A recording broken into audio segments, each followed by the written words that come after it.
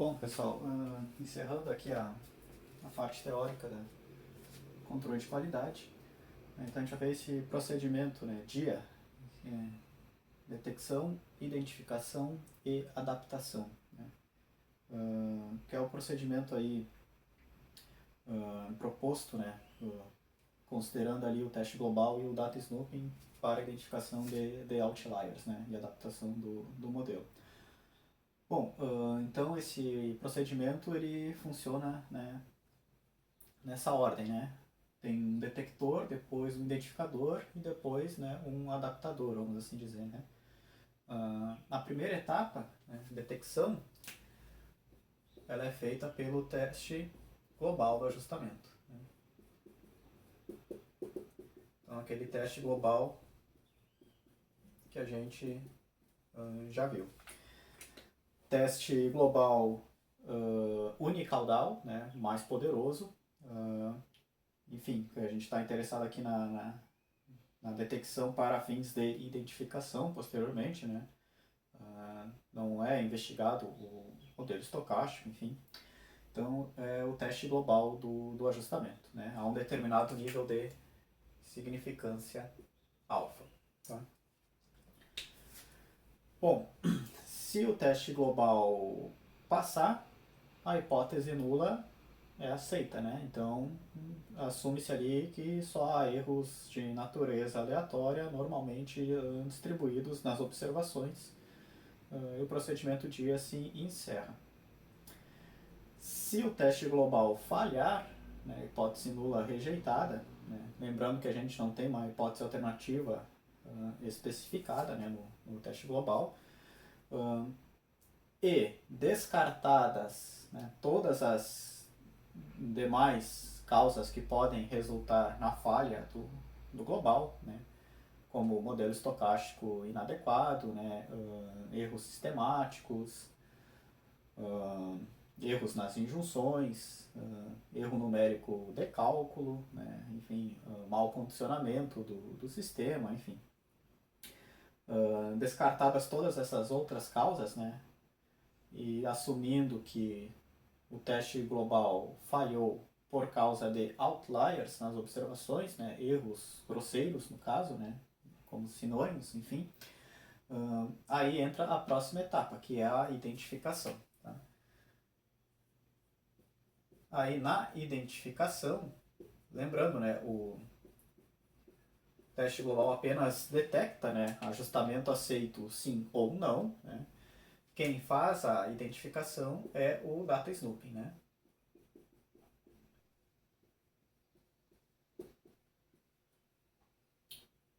Com um nível de significância alfa zero.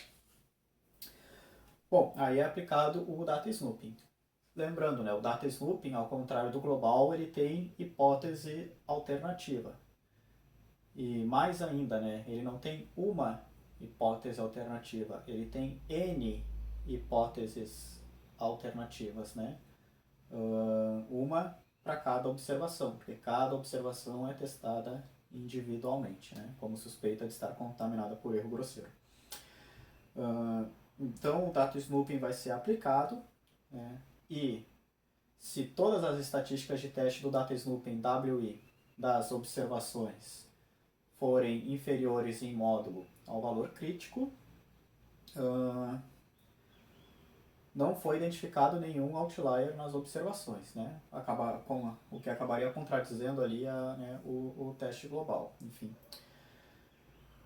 caso uma ou mais observações, né, excedam o valor crítico de teste, né, estipulado com base nesse nível de significância alfa zero, né? Então a estatística de teste WI exceda esse valor crítico de teste na distribuição normal padrão. Lembrando, o global a gente consulta aqui quadrado com n menos u graus de liberdade, né, para obter o valor crítico, teste unicaudal. Data snooping a gente consulta a normal padrão, né, teste bicaudal, considerando ali o valor da estatística de teste WI em módulo. Tá?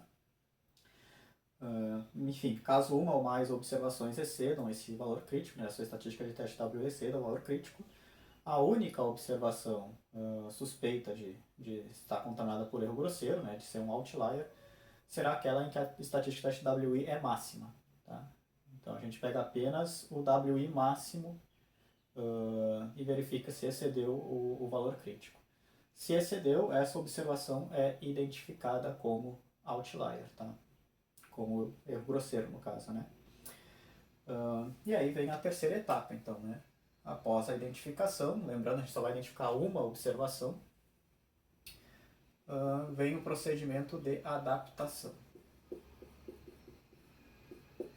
Adaptação é o que fazer com o outlier, né? Com aquele erro grosseiro, né? Que foi identificado. Bom, em geral, né? O outlier causado por erro grosseiro, enfim,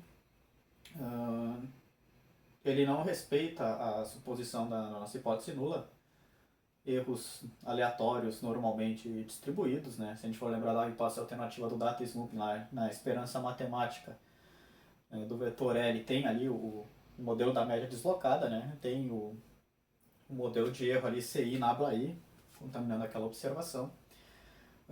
Então, na prática, né, para que os mínimos quadrados tenham as propriedades ótimas lá de Blue, máxima verossimilhança, etc., né? Aquilo que a gente já viu na aula 3, lá da formulação do modelo paramétrico, a gente deve excluir, então, né, esse outlier, né, essa observação da amostra. Tá?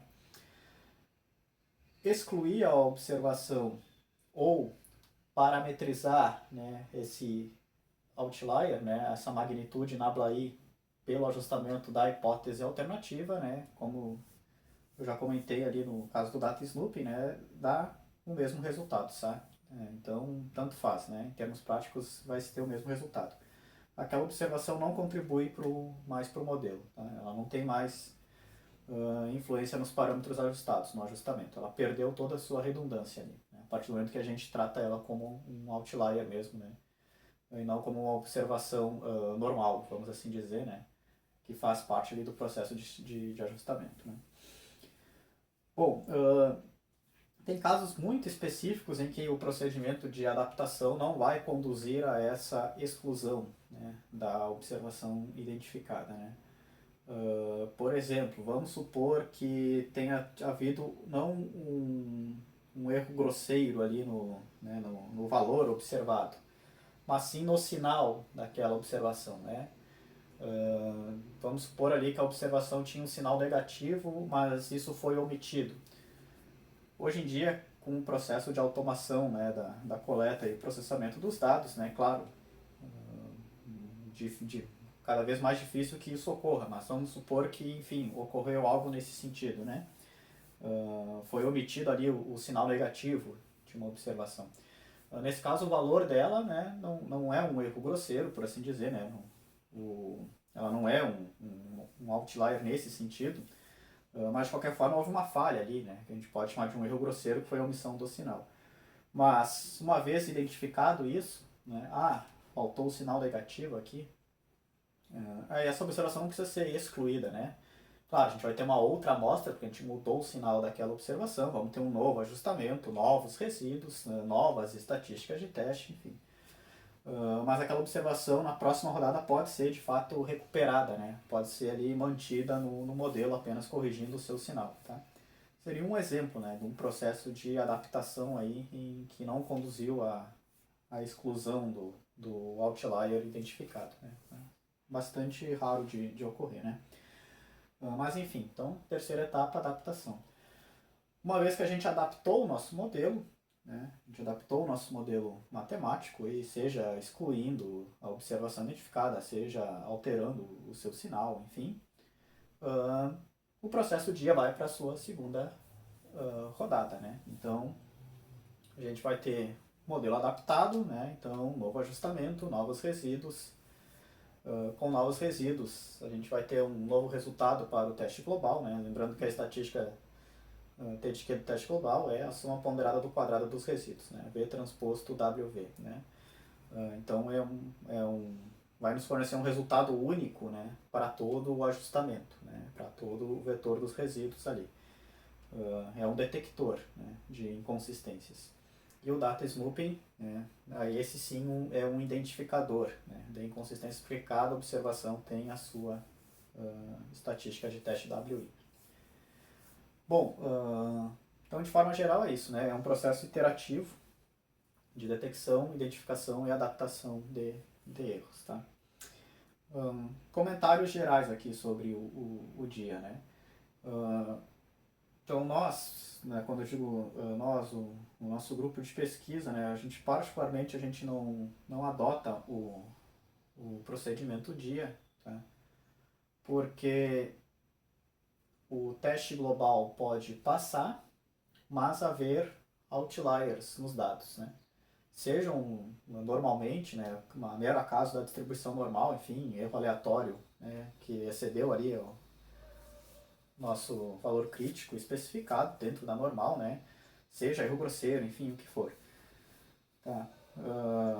Por exemplo, né, aquilo que eu já comentei, quando a gente tem um número de graus de liberdade bastante elevado, que inclusive é algo rotineiro hoje em dia, né, com dados de laser scanner, fotogrametria, GNSS, enfim. A gente tem um valor crítico ali na Q quadrado bastante elevado, né? Quanto mais graus de liberdade, se a gente for lembrar, né, a esperança ali, né, a esperança aí da soma ponderada do quadrado dos resíduos é o número de graus de liberdade do ajustamento, enfim. Então, quando a gente tem bastante grau de liberdade, a gente tem um valor crítico bem elevado na Q quadrado, tá? Um valor crítico de teste. A gente pode ter, por exemplo, um outlier positivo, que ele é perfeitamente ali camuflado, né? Na soma ponderada do quadrado dos resíduos ali, enfim, né? Por outliers de pequena magnitude, né? Não precisa, inclusive o sinal não importa, né, porque é um termo quadrático, mas enfim, a gente pode ter um outlier de grande magnitude que ele é perfeitamente camuflado, né, adaptado ali, né, na estatística de teste, né, V transposto WV, soma ponderada do quadrado dos resíduos, por outros, né, uma sequência de resíduos de pequena magnitude ali, né. Então, a soma ponderada do quadrado dos resíduos, considerando todas as milhares, milhões de observações, enfim, pode perfeitamente passar no teste global, mas ter ali um ou mais outliers, né, que foram compensados, né, nessa estatística de teste por observações com resíduos menores, ali, né, menores que um sigma, enfim, algo assim. Então, enfim, o teste global pode passar, porque ele é um detector, é um detector único global para todo o ajustamento, mas se a gente fosse aplicar o data snooping, a gente teria identificado ali outliers, tá? Porque a gente está, justamente, né, são duas coisas completamente diferentes, né? Uma detecção a nível global e uma identificação, né? Então o teste global pode falhar e o data snooping pode, desculpa, o teste global pode passar, né? Então, mas o data snooping iria, se aplicado, né, iria identificar outliers mesmo assim. Tá? Então, seguindo o dia rigorosamente, a gente já ia parar na primeira etapa da detecção. Né? Não iria para a etapa da identificação, consequentemente não iria identificar os outliers. Um por vez, claro, né? Sempre lembrando, um por vez.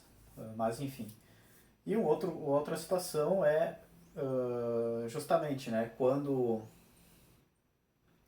pode acontecer o contrário também, né, do teste global falhar, e quando a gente for aplicar o identificador, o data snooping, a gente não encontrar nenhum outlier, né?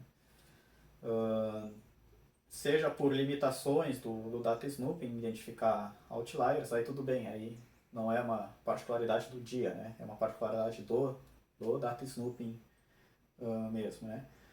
Mas seja também ali por outros motivos, né? Como por exemplo, as observações estão com o modelo estocástico superestimado, né? Então não necessariamente elas vão estourar ali a estatística de teste WI do data snooping serem consideradas outliers.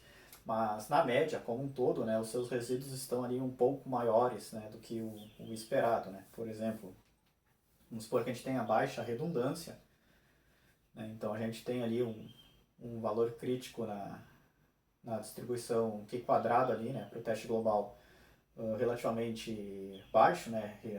Um teste relativamente rigoroso ali devido à baixa redundância do ajustamento. E os resíduos ali estão na média 2 vezes maiores do que o esperado, né? Então, o fator de variância posteriori 4, né? Então, raiz dele 2, enfim. Então, a gente pode falhar no global, só que quando a gente vai identificar com data snooping, ao nível de significância de 0,1%, né?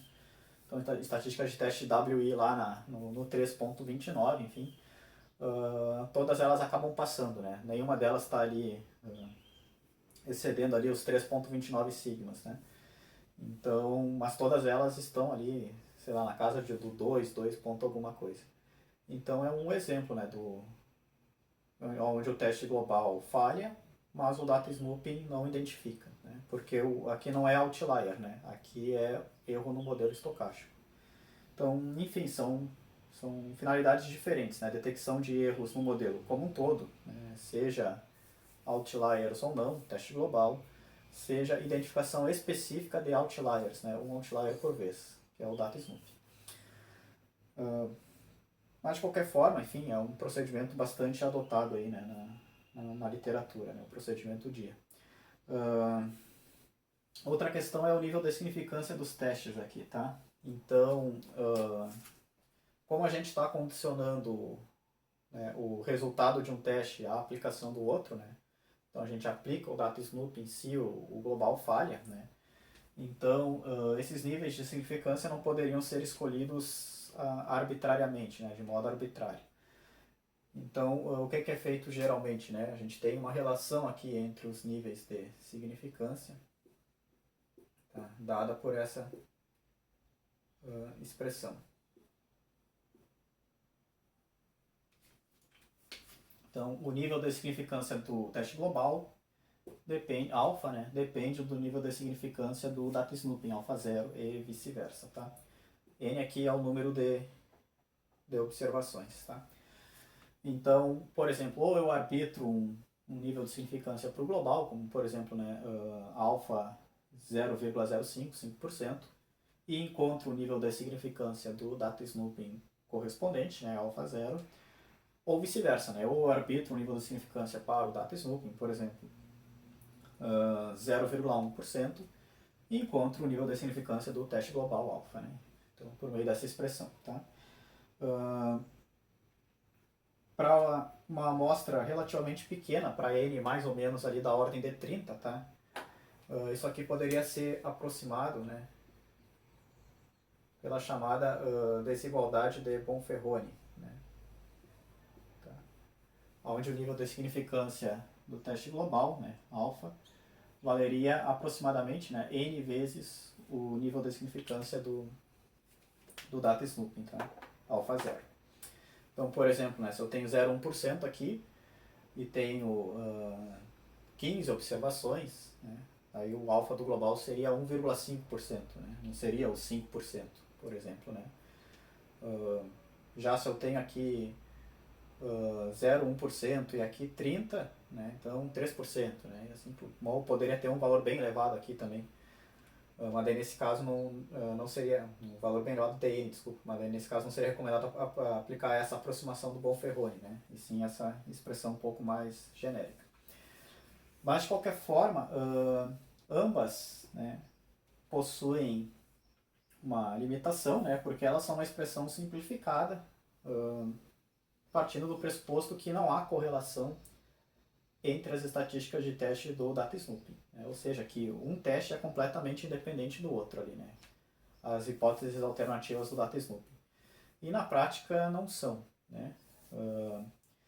Então, as estatísticas de teste WI de cada observação vão possuir correlações, vão possuir covariâncias entre si. Por quê? Porque elas vêm dos resíduos. E a matriz de covariância dos resíduos, vamos lembrar lá, ela vale a matriz de covariância das observações originais menos a matriz de covariância das observações ajustadas. Tá?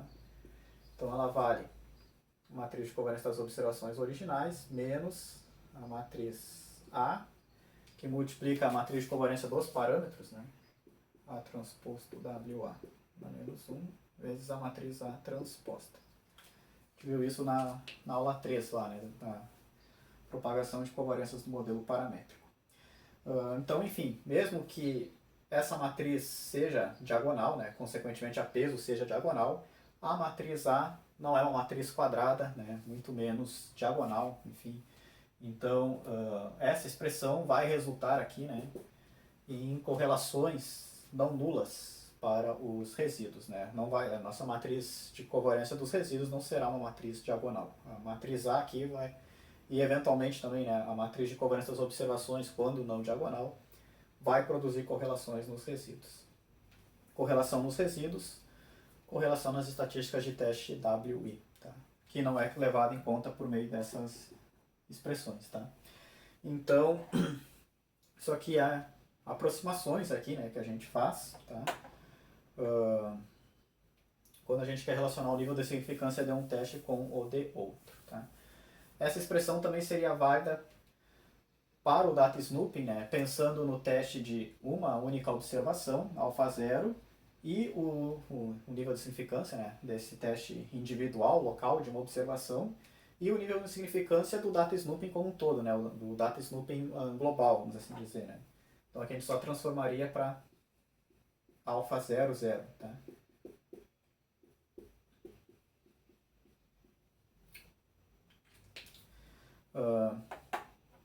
Na verdade, daí aqui a gente poderia até dizer que ele vai ser menor ou igual, né? Menor ou igual a essa expressão.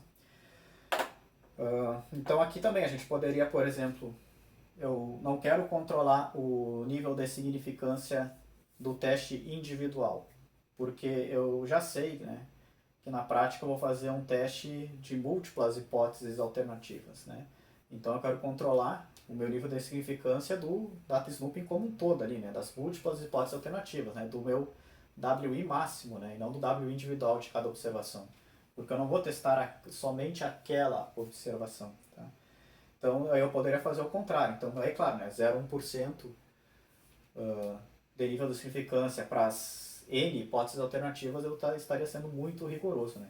Então aqui eu poderia especificar 1%, 2%, 3%, enfim, né, um nível de significância para o data snooping como um todo, né, e por meio desse valor encontrar, né, o nível de significância do teste local ali, né, do alfa zero ali que eu aplicaria individualmente, tá? Também, né, tem limitações, porque eu não estou de fato considerando essas correlações que existem, né, entre as estatísticas de teste WI. Aquilo que eu comentei, né, modernamente uma forma da gente controlar isso é por simulações Monte Carlo, né, achando o valor crítico de teste otimizado, né, para aquela rede, né, para aquele ajustamento, enfim, né, para aquela realidade em função das matrizes A e W. Tá? Claro, né, para isso pensando mais no momento, pelo menos pensando mais a nível de pesquisa, né?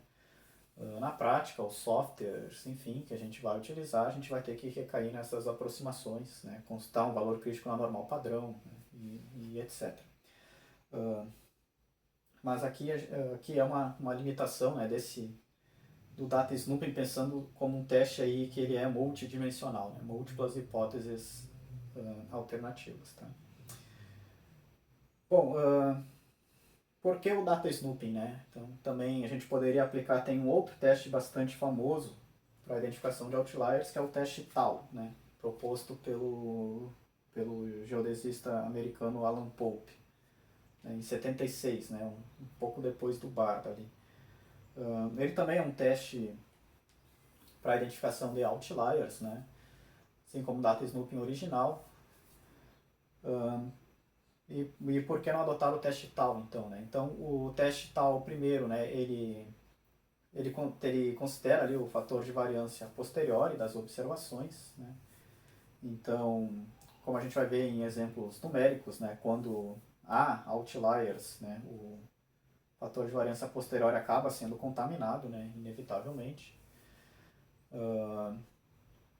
Mas, enfim, daí ele vai seguir né, uma outra distribuição de probabilidade que não a normal padrão, que é a distribuição tal, é um tanto difícil de ser encontrada na literatura, em softwares, enfim, né, programas computacionais.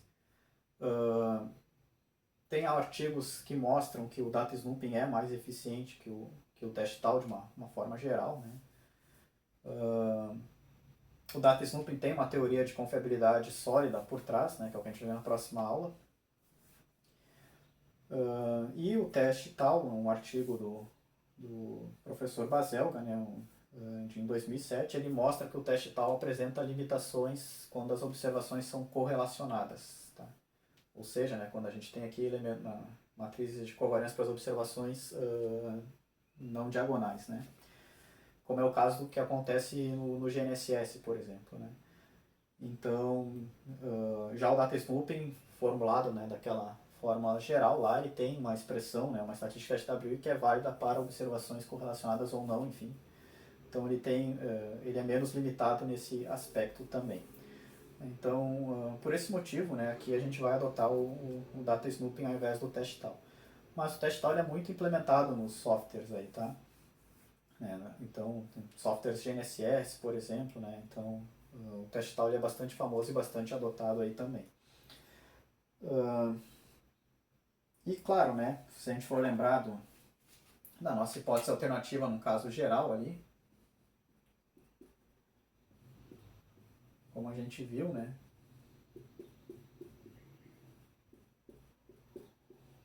eu também poderia aplicar aqui um teste para múltiplos outliers simultâneos, né? Então trabalhar com um caso aqui onde o Q é maior que 1, né?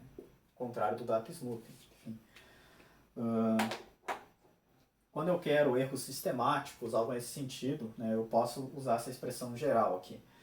Se eu quero identificar outliers, né, onde a minha matriz CK iria virar vetores canônicos unitários, né, porque é um erro contaminando uma única observação específica, ali múltiplos outliers, né, eu suponho que tem outliers na 2, na 5 e na 10, enfim, né, algo nesse sentido.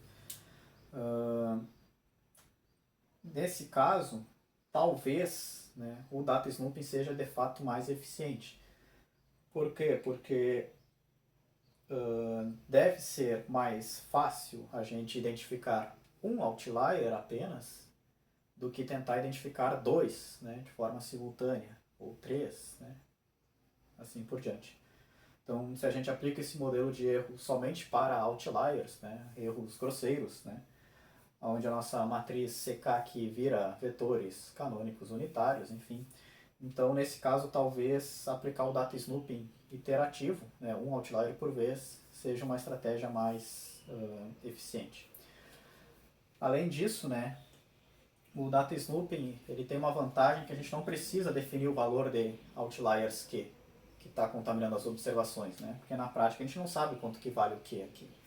Então o data snooping ele vai rodando um por vez até parar, né? A gente não precisa especificar o valor do que. Já nesse modelo de erro, eu tenho que especificar, tá, mas eu vou trabalhar com 2 outliers, ou vou trabalhar com 3, ou com 1, ou com 4. Né? Então eu teria que especificar o valor de que aqui. Então ele tem essa limitação. Vamos supor que eu especifique, não, eu vou especificar até 4, pode haver até 4. Bom, aí eu vou ter um caso para Q igual a 1, vou ter um caso para Q igual a 2, vou ter um caso para Q igual a 3, né? Um caso para Q igual a 4. Então, por exemplo, para Q igual a 1 eu vou ter uma observação mais provável. Para Q igual a 2 eu vou ter uma dupla de observações mais provável. Para Q igual a 3 eu vou ter um trio de observações mais provável. Para Q igual a 4 eu vou ter um quarteto de observações mais provável. E aí, né? Quem de fato é o vencedor? Qual dessas múltiplas hipóteses alternativas é a vencedora? Né? Eu consigo achar em Q igual a 1, pego a estatística máxima para esse caso. Consigo achar em Q igual a 2, pego a estatística máxima, né, dentre todas as combinações ali, né, para Q igual a 2, para aquele caso, e assim por diante. Né? Mas como confronto entre elas. Né? Então é Q igual a 1 ou Q igual a 2? Né? Q igual a 2 ou Q igual a 3? É Q igual a 3 ou Q igual a 4?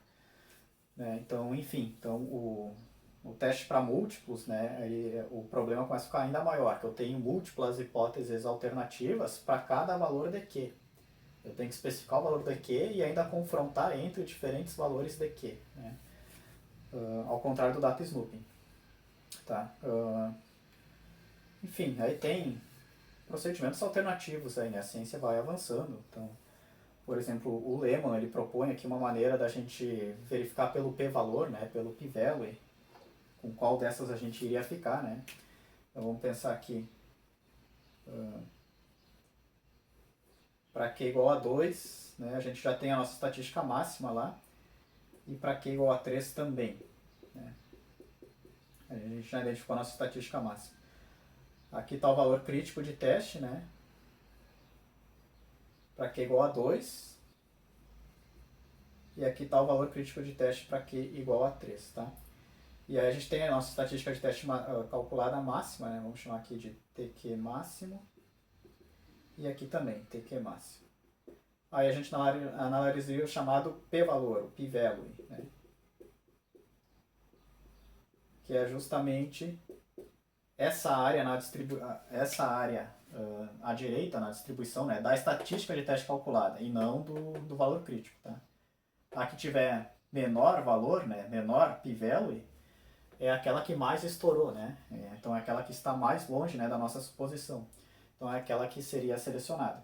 Então aqui eu teria que calcular o p-value na Q quadrado com 2 graus de liberdade, por exemplo. Aqui eu teria que calcular o p-value na Q quadrado com 3 graus de liberdade, por exemplo, né, em função dos valores das estatísticas de teste máximas calculadas para Q2 e Q3. Uma estratégia, né? Aí eu consigo confrontar. Que tiver menor p-value, né, vai ser ali a hipótese alternativa vencedora, né? Então eu consigo comparar entre vários Qs diferentes. Uma outra estratégia, né, um procedimento também alternativo ao data snooping que o nosso grupo de pesquisa propôs, é um artigo publicado no Survey Review, né, onde o significado dessa sigla em português seria testes sequenciais da razão de verossimilhança para múltiplos outliers, né, onde a gente consegue,